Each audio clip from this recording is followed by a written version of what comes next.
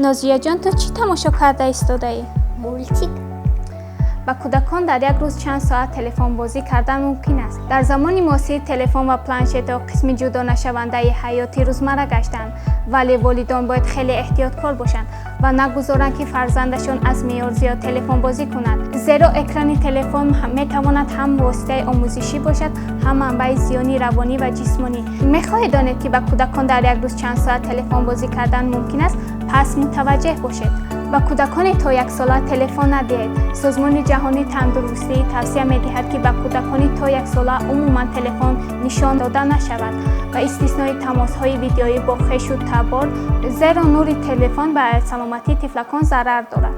ба кӯдакони аз 2 то 5 сола дар як шабонарӯз танҳо 1 соат барои телефонбозӣ кардан вақтҷудо намудан лозим аст. аз ин бештар телефонбозӣ кардани кӯдакони ин синну сол зараровар аст. ман нозия ҷон инро гир, телефонро ба ман теҳ. кӯдакони 6 сола ва калонтар. мутахассисон ба кӯдакони синни мактабӣ дар як шабонарӯз то 2 соат ба телефон машғул шуданро тавсия медиҳанд.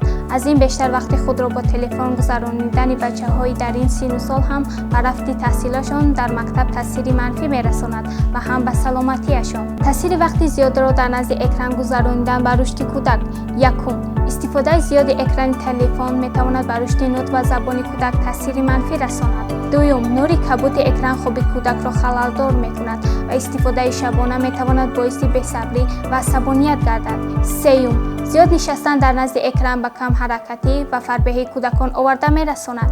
вақти беҳтарин барои телефонбозӣ кардани кӯдакон вақту соати муайян ҷудо кардан лозим аст, масалан танҳо баъд аз хӯрок ё иҷрои вазифаҳои хонагӣ, вале на пеш аз хоб. хулоса, телефон ва планшет воситаҳои комилан бад нестанд, аммо истифодаи дуруст ва боэҳтиёти онҳо хеле муҳим мебошад. волидон вазифа доранд назорат намоянд ки фарзандашон маҳз чиро аз телефон тамошо мекунад ва бо киҳо муошират дорад. фаромӯш накунед ки экрани телефон ҳеҷ гоҳ наметавонад ҷойи муҳаббат, муошират ва бозии зиндаро бигирад.